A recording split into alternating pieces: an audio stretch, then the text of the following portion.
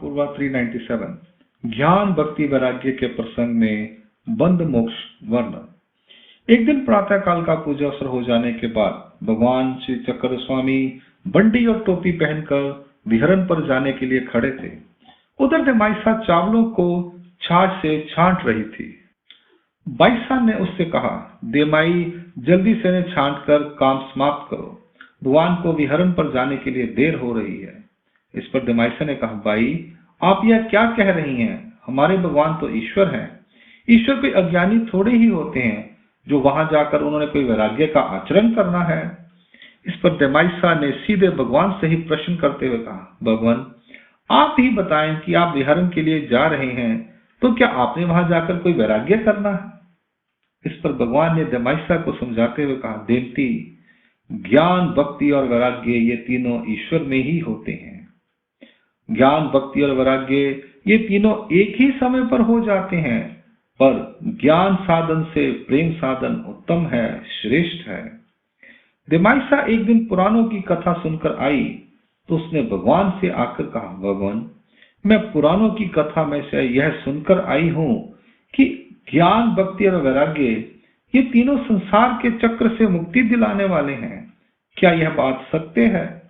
इस पर भगवान श्री चक्र स्वामी ने कहा, देवती ज्ञान भक्ति वैराग्य ये मुक्ति देने वाले भी हैं और मुक्ति नहीं देने वाले भी हैं। तब देमाइसा ने कहा, भगवान यह कैसे? इस पर भगवान श्री चक्र स्वामी ने कहा, देवता संबंधी जो ज्ञान भक्ति वैराग्य है वे संसार के बंधन से मुक्ति देने वाले नहीं हैं, और परमेश्वर मार्ग से संबंधित ज्ञान भक्ति वैराग्य निश्चित रूप से मुक्ति देने वाले हैं। फिर इसमें भी एक मोचक है तो दूसरे अमोचक हैं। तब देमाइसा ने आश्चर्य से पूछा, भगवान यह कैसे? इस पर भगवान श्री चक्र स्वामी ने कहा, ज्ञान होने पर भी जिस जीव के मन में अन्यथा ज्ञान उक्ति त्रय अर्थात स्वोक्ति शास्त्रोक्ति लोकोक्ति का संचार हो जाता है, वह परमेश्वर का ज्ञान भी अमोचक होता है। इसके अतिरिक्त जिसके मन में अभिलाषा और लोभ का संचार हो जाता है, वह ईश्वर भक्ति भी अमोचक होती है। कीर्ति और चेतन विषयोपभोग को ध्यान में रखते हुए किया हुआ वैराग्य भी अमोचक हो जाता है। इसलिए हमने कहा है कि एक मोचक और दूसरा अमोचक है। इन अवगुणों से रहित ईश्वर मार्ग का निष्काम ज्ञान भक्ति और वैराग्य जीवन को मुक्ति देने वाला होता है, वह मोचक है। इस पर देमाइसा ने कहा, भगवान इन तीनों के लक्षण कौन से हैं?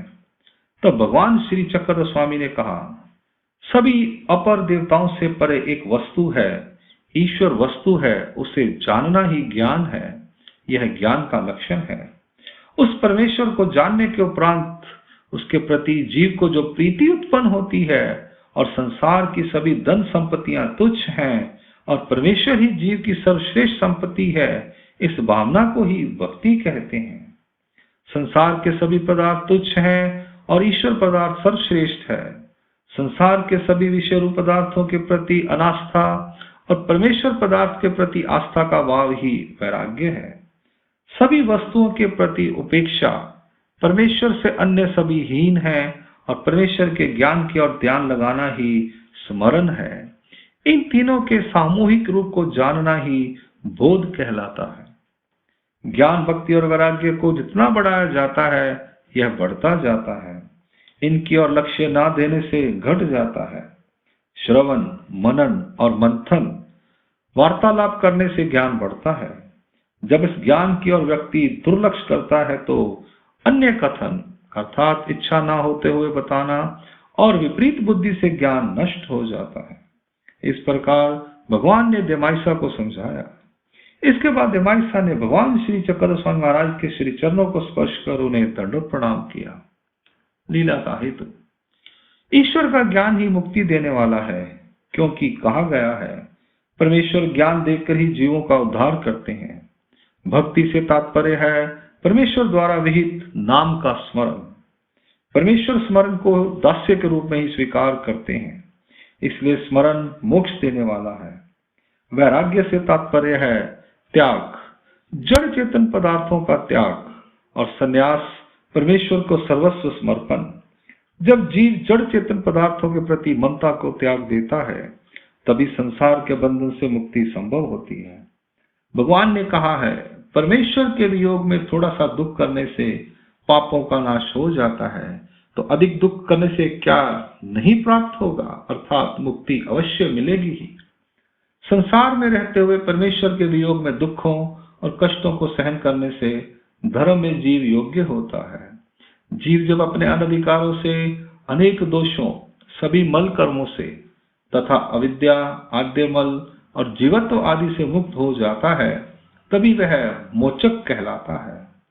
जब सभी भाव रूप और अभाव रूप नष्ट हो जाते हैं, तो वह ईश्वर के साध्य को प्राप्त करता है। यह लीला ज्ञान रूप है। अंक लीला क्रमांक पूर्वा 397 यहाँ संपूर्ण होती है। दंड प्रणाम। जय श्री